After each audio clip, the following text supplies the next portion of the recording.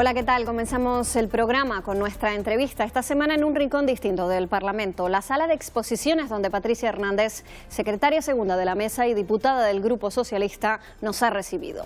Hernández nos ha hablado sobre varios asuntos de actualidad, la situación de las carreteras canarias o la subida del salario mínimo interprofesional. Sobre una posible subida de impuestos en el próximo presupuesto autonómico, Hernández dice que habría que analizarlo con detalle. Si bajan o suben unos impuestos, tendremos que saber dónde se van a aplicar si suben, dónde se va a recortar si bajan. En segundo lugar, analizar la carga fiscal, qué es lo que pagamos de forma directa y qué es lo que pagamos de forma indirecta, y qué es lo que queremos.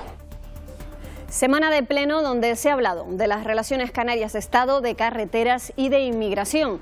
También los 4 grupos de la oposición reprobaron a la consejera de Políticas Sociales, Cristina Valido, por su gestión en materia de dependencia. Y yo tenía sueño y me quedé dormida. Me sacaron de allí, medio dormida. Creo recordar que la luna tenía un resplandor azul y el naranjo cubría la mitad de la ermita. Esta semana la Cámara ha celebrado el Día de las Escritoras. El 15 de octubre se conmemora ese día y el Parlamento ha homenajeado a la poetisa Elsa López. El Gobierno y también la Cámara han querido ensalzar el trabajo de todas las mujeres que escriben o han escrito sin tener el reconocimiento que merecen. Son nuestros titulares. Empezamos este programa, como hacemos siempre, con la entrevista que cada semana le realizamos a un diputado o a una diputada regional. Nos desplazamos hasta la Cámara Autonómica para conocer un poco más a la secretaria segunda de la Mesa del Parlamento, Patricia Hernández.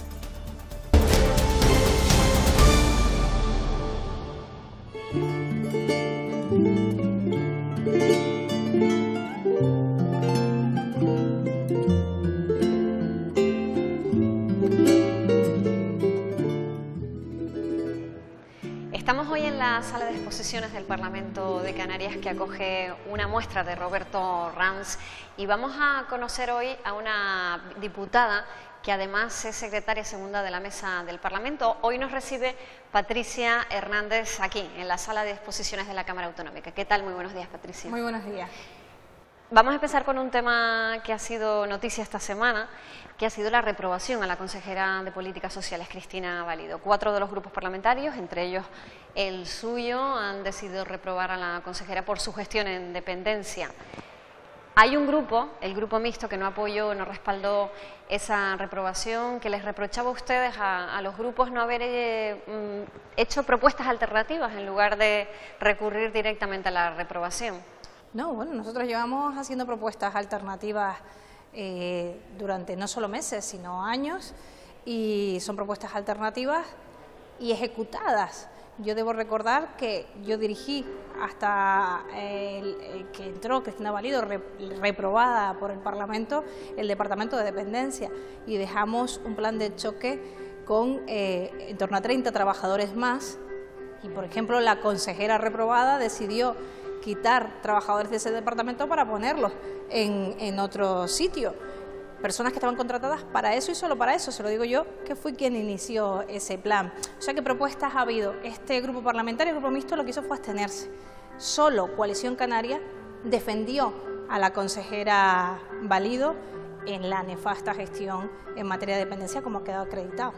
Usted que ha dirigido esa misma área de gestión y que además ha sido vicepresidenta del Gobierno, que conoce las vicisitudes de un área como esa tan delicada, puede ponerse en la piel de Cristina Valido. No es fácil gestionar un área como esa. No, es un área muy difícil. Es un área que requiere atención permanente y, por supuesto, no un horario de trabajo. Requiere sentarse y tener sensibilidad. Y por eso nosotros la consideramos una prioridad presupuestaria y una prioridad en personal y en tiempo y recursos. Y por eso sé, no solo por los datos oficiales, que la cosa no está como estaba. No basta con incrementar, sino es que hay que multiplicar el ritmo. Y lo que ha pasado es que frente a las 3.000 incorporaciones en dependencia en 2016, en 2017, con más presupuesto y más personal, porque se lo dejamos hecho nosotros, fue 2.500 y ahora en lo que va de año, 1.000.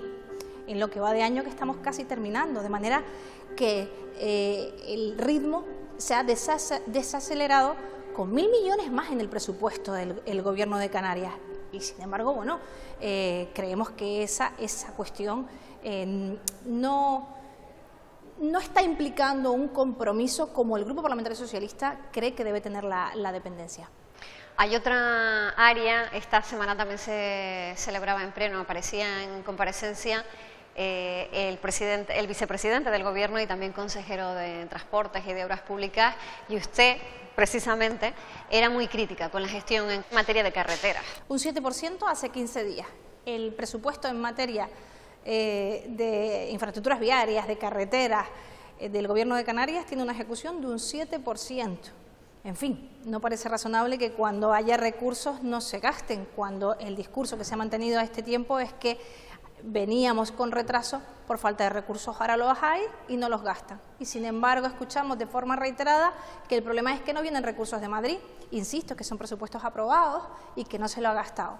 Porque de repente hay un accidente y en lugar de 1 hora de cola se te va a 1 hora 40. Ese sufrimiento es el que me parece que no están entendiendo cuando no se gastan el dinero que está presupuestado.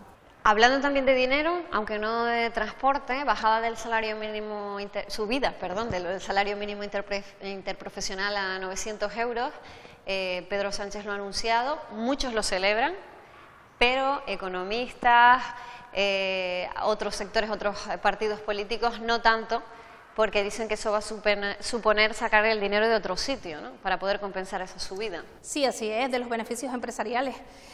Yo supongo que todos aquellos que afirman eso es porque saben que se puede vivir con 740 euros al mes, porque lo viven en su casa, ¿verdad?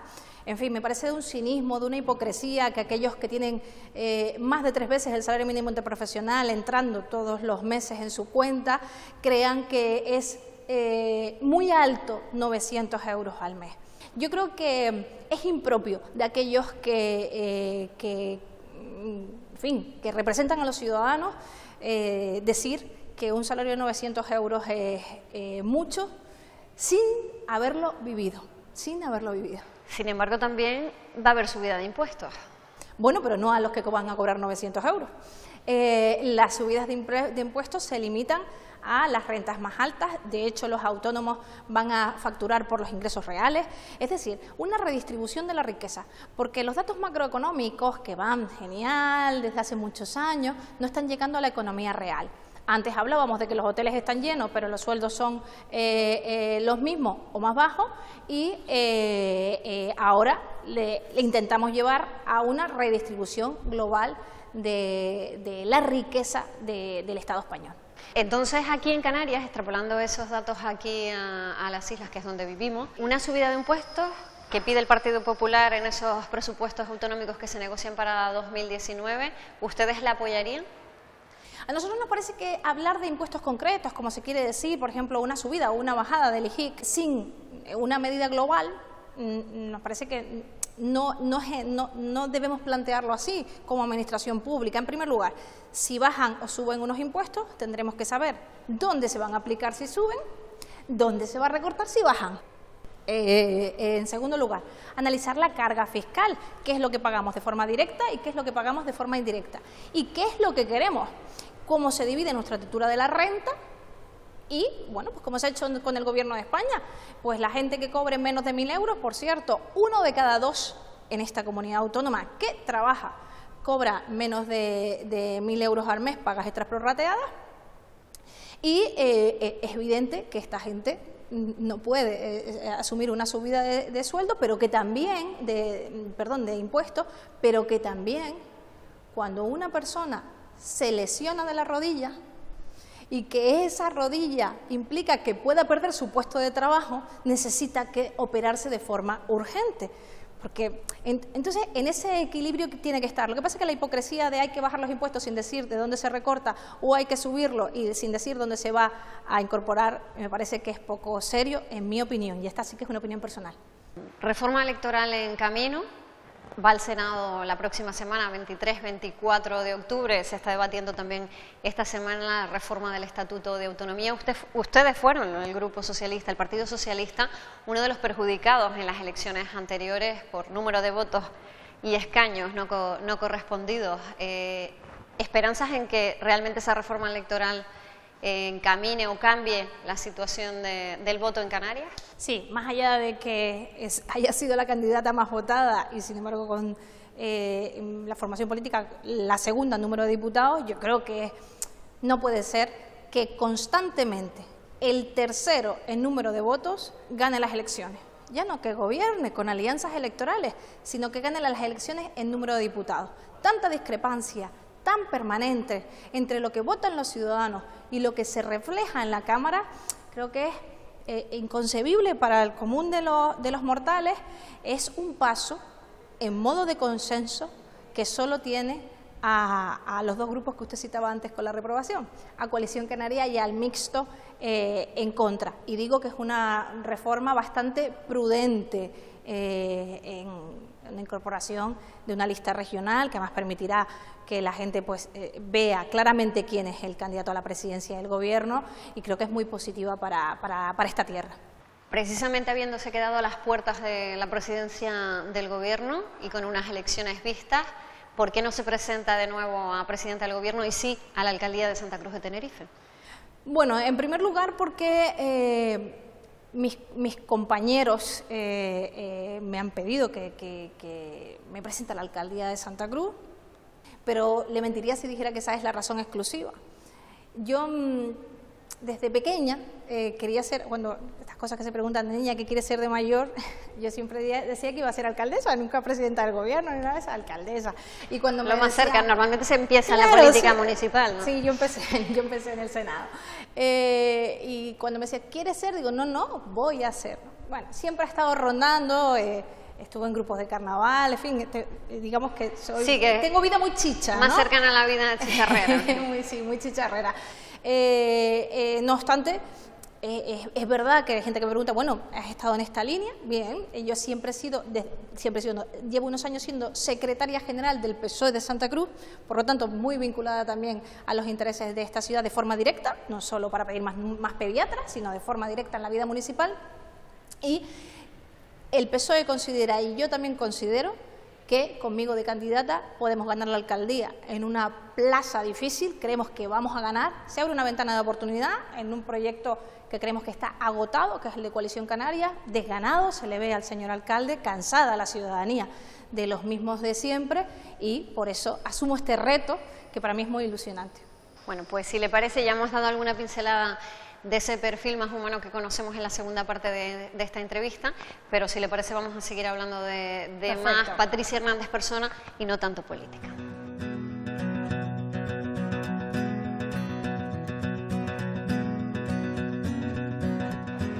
Nos ha dicho que desde pequeña quería ser alcaldesa de Santa Cruz, no sé si lo conseguirá, pero lo cierto es que sí que fue la primera mujer candidata a la presidencia del gobierno de Canarias. Sí, así es. En fin, la verdad es que es un honor que no viví como un honor, quiero decir. Para mí cuando me preguntaban sentía que era muy triste que en pleno 2015 yo fuera la primera mujer candidata, claro. Y me acordaba de la cantidad de hombres que han sido candidatas y recordaba decenas y decenas de mujeres más preparadas que ellos. Es decir, que no había sido por falta de preparación, evidentemente, de mujeres, sino de la discriminación histórica que sufrimos la mitad de la población. Entonces lo viví con esa cosa de, bueno, es un honor, es gracias al trabajo que han hecho otras mujeres antes que yo, pero qué triste que en 2015 sea la primera vez que se presenta una mujer candidata a la presidencia del gobierno. También lo comentaba antes, ha sido senadora, ha estado en el Congreso de los Diputados y ahí la han nombrado tanto senadora como diputada revelación. Sí, los periodistas hacen unas galas cada año, que son muy divertidas, por cierto, que entregan premios.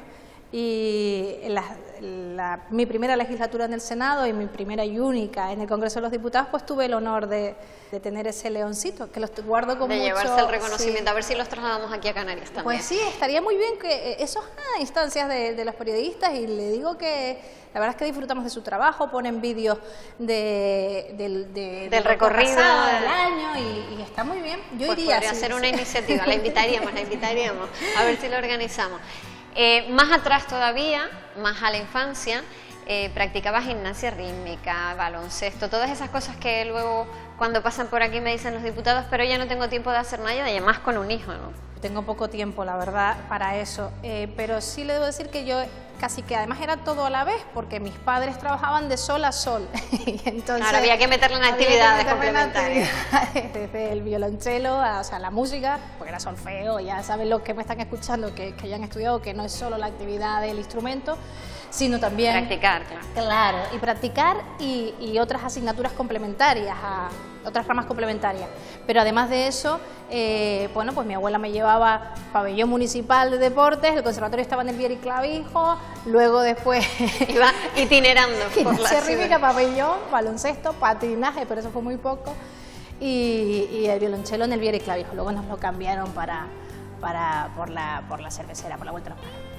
Pero el violonchelo sí que fue una cosa de ese sonido tan intenso, con tanta personalidad, fue cuando yo dije violonchelo, y cuando ya estaba en COU fue cuando para mí fue imposible a final de año, ya para prepararme los exámenes finales y la selectividad, ya ahí fue cuando... ¿Y no lo echa de menos? ¿No? Sí, está en mi habitación. Sería capaz de tocarlo, entiendo, sí, claro. Porque con la formación que tiene. De hecho, yo con mi hijo procuro que tenga contacto con el instrumento, él tiene de juguete, pero que me vea a mí, ya saca sonido al arco tan pequeñito, porque no es fácil los primero darle... Bueno, a mí me parece dificilísimo porque yo tengo dos orejas. No, pero simplemente el hecho de sacarle sonido, a los niños están, pues, cuando empiezan, exclusivamente se encargan de eso, intentando sacar sonido con el arco. Y él, yo procuro que lo vea, que lo sienta, que lo escuche con el instrumento, pero creo que él es más de batería. Se la regaló mi abuela, o sea, su bisabuela. Para quemar energía. Y le encanta la batería, creo que a mis vecinos no tanto. Seguro que no. Bueno, pues Patricia Hernández, muchísimas gracias por recibirnos en el Parlamento y nos seguimos viendo aquí en los pasillos, por lo menos lo que queda de legislatura. Muchas gracias y nos vemos.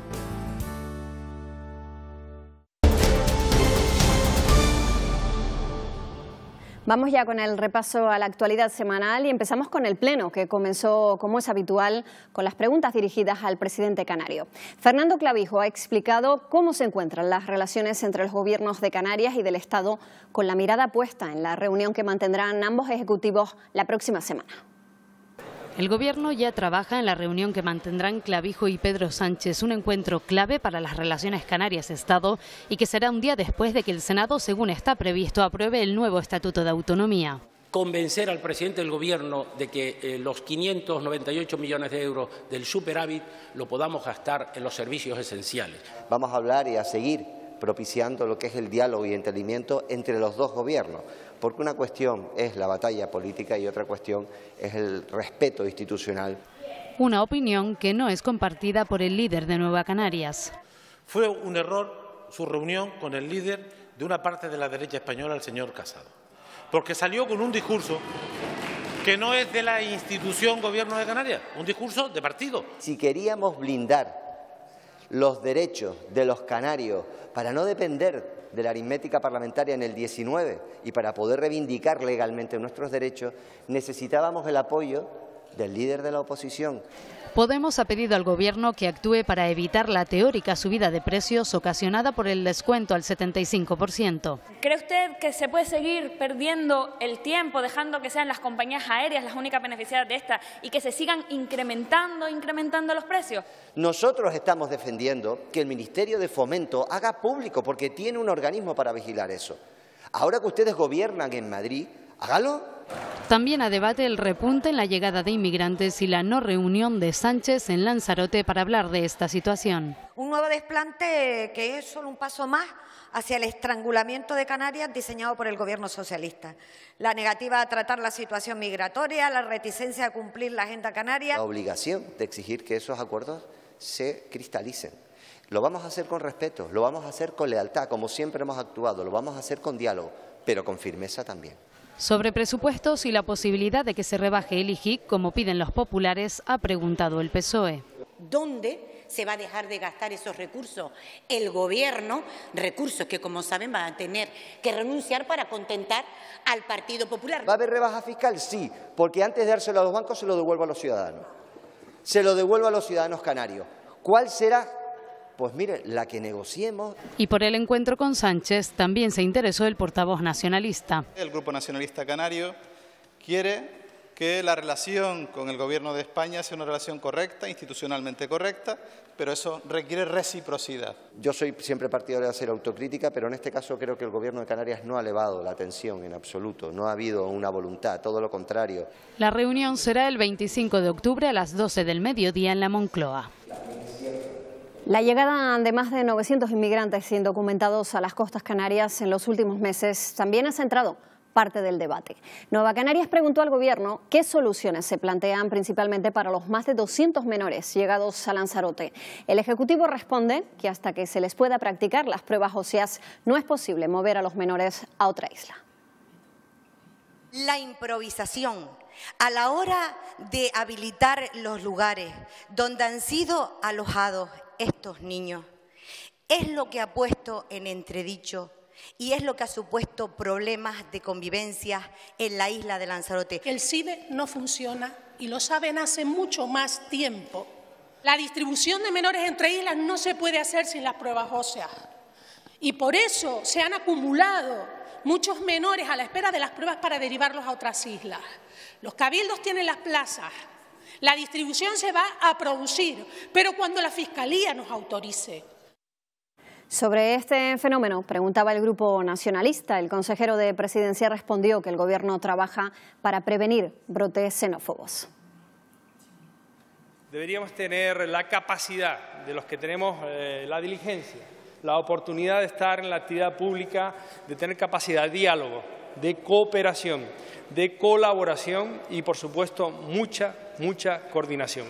Que entre todas las administraciones también transmitamos a la opinión pública una sensación de que estamos trabajando todos juntos en la solución del problema y que también estamos buscando la manera de que no se creen brotes xenófobos en el archipiélago. Y en ese pleno se aprobó por unanimidad una proposición no de ley de los nacionalistas por la que se solicita al Estado más medios para hacer frente al fenómeno migratorio, principalmente en la isla de Lanzarote. Los diputados han mostrado su preocupación porque el sistema de vigilancia exterior, el SIVE, tan solo funcione al 25% de su capacidad, tal y como ha reconocido el Gobierno del Estado, y han pedido más medios para hacer frente a un fenómeno que está experimentando un repunte en las islas. Las mafias que trafican con el dolor y las necesidades de las personas, formada por gente sin escrúpulos que solo desean lucrarse. Debemos perseguir este uso. Que no funcione el CIBE es casi increíble. Cuesta hasta pensar que esto sea así. Pero a mí más me cuesta pensar, cuando ayer leía en el periódico, que el único sistema que sale es el de Tenerife. También los canarios, mis dos abuelos, emigraron pobres, ultra pobres, a Cuba. Y a mí también me hubiera gustado que los acogieran de esa manera. Mis dos abuelos en Cuba, mucho tiempo. Entonces, creo que tenemos que tener cuidado y no generar alarma social. 137 que hubo en el 2017, 943 en el año 2018. Y esa es la realidad de cifras, señor Denis. No es una cuestión de alarmar a la población, es una cuestión de poner los datos encima de la mesa. El CIBE, que en las mejores circunstancias nunca será efectivo, como todo el mundo sabe, al 100% lleva años en decadencia, por falta de mantenimiento, en este caso, por los brutales recortes del Partido Popular. La presencia de estos menores extranjeros no acompañados en las embarcaciones. Este hecho ha llegado a colapsar las condiciones de habitabilidad que ofrece el Cabildo para dar acogimiento a estos menores. Con todo ello, la Cámara ha pedido por unanimidad al Gobierno del Estado que dote de más medios a las islas para dar una respuesta digna a las personas que llegan a nuestras costas. 4 de los grupos de la oposición han reprobado a la consejera de Políticas Sociales, Cristina Valido, por su gestión en dependencia. La moción fue presentada por los socialistas y apoyada por Podemos, Nueva Canarias y el Partido Popular. Coalición Canaria votó en contra, argumentando que lo que intentan es desgastar al Gobierno. La agrupación socialista Gomera se abstuvo y mostró su sorpresa porque se plantea ahora la reprobación cuando la carencia del sistema, manifestaron, se produce desde el inicio de la aplicación de la ley de dependencia. La iniciativa partió del Grupo Socialista y la reprobación salió adelante. Las cifras que evidencian que en Canarias esta consejera ha dejado morir el sistema de la dependencia. La ley de dependencia en Canarias se ha aplicado tarde, mal y nunca. No es ninguna novedad. Y tenemos un problema de recursos económicos. Y este Gobierno no ha querido coger el toro por los cuernos y no ha puesto el dinero necesario. Tendría que haber sido de todos en quien entendemos, al menos desde nuestro grupo, que tiene la responsabilidad. Y es el Gobierno entero. Los dos grupos que no la han apoyado han pedido al resto propuestas realistas. En vez de estar hablando hoy de medidas para solucionar la dependencia en Canarias, lo que han querido es convertirlo en un problema político. El objetivo es claro, escenificar la reprobación de una consejera que gestiona un área muy importante porque están ahí las elecciones. El resultado, 33 votos a favor, 16 en contra y 3 abstenciones. Los atascos, especialmente en las principales vías de acceso a las ciudades, siguen trayendo de cabeza a los ciudadanos. El Pleno de la Cámara está de acuerdo en que hay que actuar sobre las deficiencias del modelo e incidir en la mejora del transporte público. 22 minutos al día es lo que pierde de media un conductor en un atasco. Las carreteras traen de cabeza a los ciudadanos y a los responsables políticos. Nueva Canarias sostiene que es producto de un modelo de desarrollo insostenible. Podemos lo respalda y, como todos los grupos creen que una de las claves para mejorar está en el transporte público. ¿Qué soluciones y qué medidas temporalizadas tiene el Gobierno para paliar el grave problema de los atascos, que de seguir en estos términos acabará en un auténtico colapso? Muchas de las soluciones que su consejería prevé para estos problemas pasan por aprobar el nuevo convenio de carretera con el Estado para el periodo 2018-2021. Y a nuestro grupo le preocupa enormemente esta incertidumbre. El problema de los atascos no es un problema de carretera, no es un problema de rotonda. Usted lo decía antes también. Es un problema de modelo económico, sobre todo.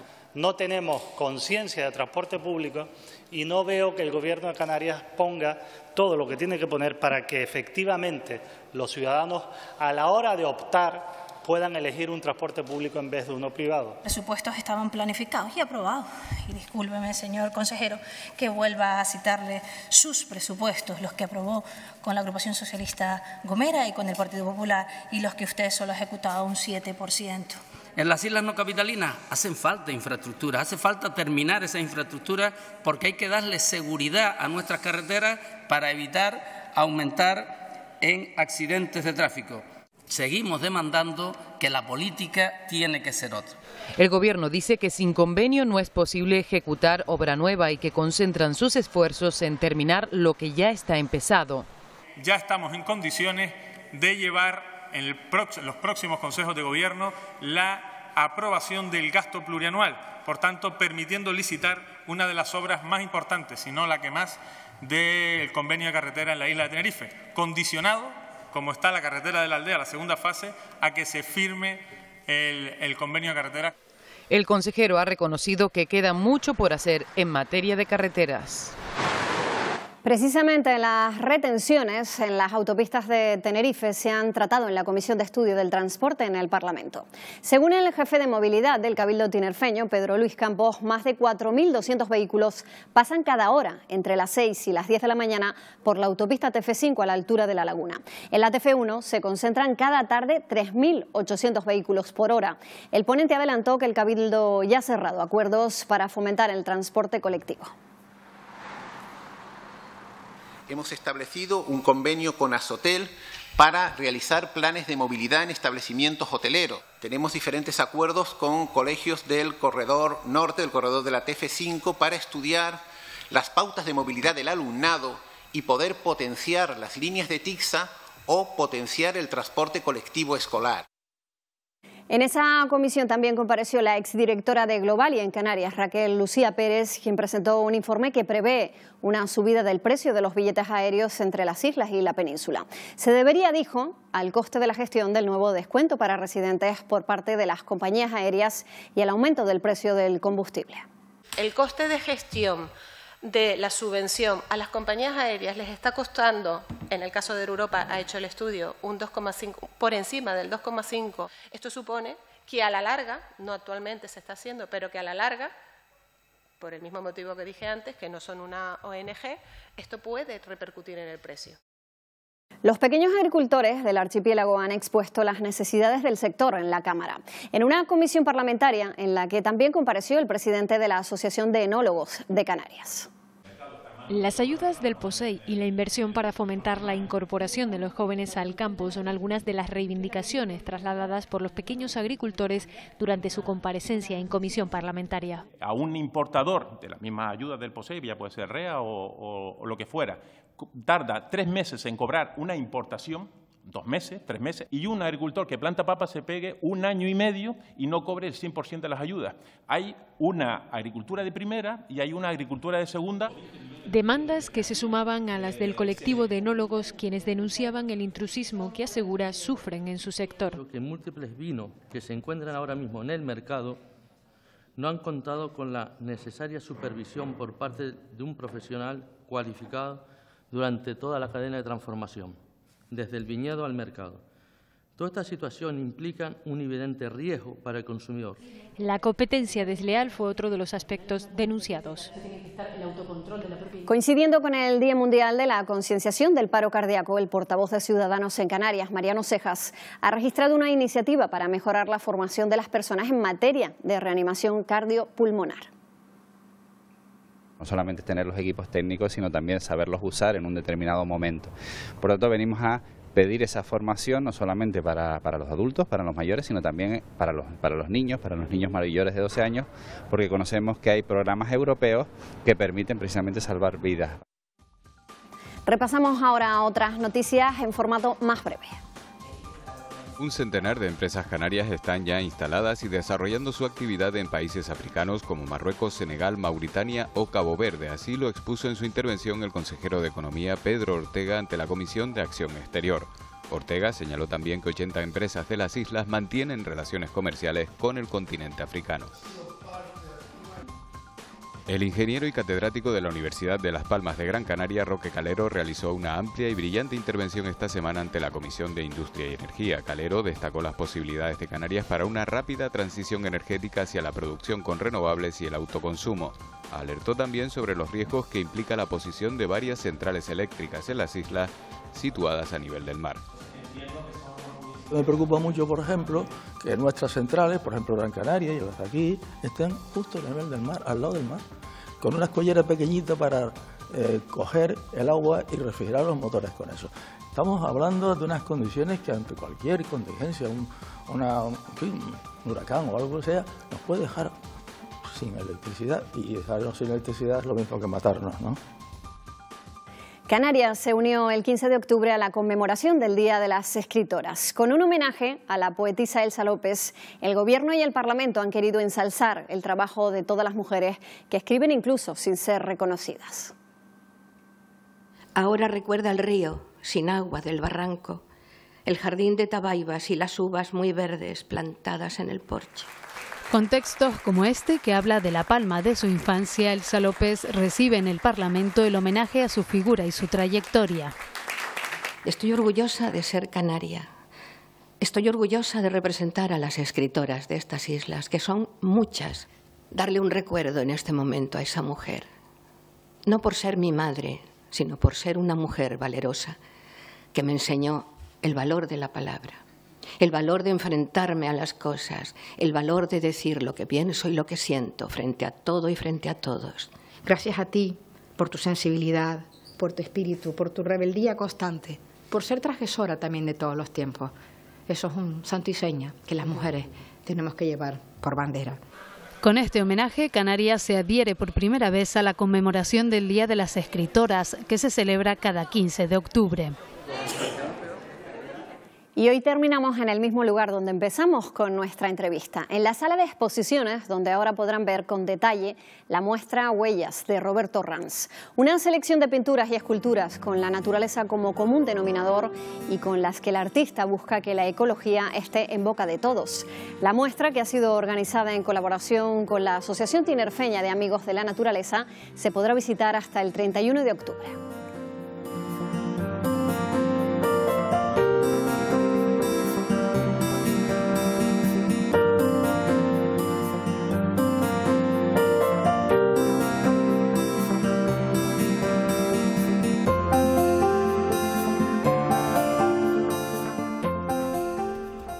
Con esta muestra nos despedimos. Ya saben que la actualidad informativa la pueden seguir en los Telenoticias, en Canarias Radio, en la web y en el teletexto. Que tengan ustedes un feliz fin de semana. Hasta el domingo.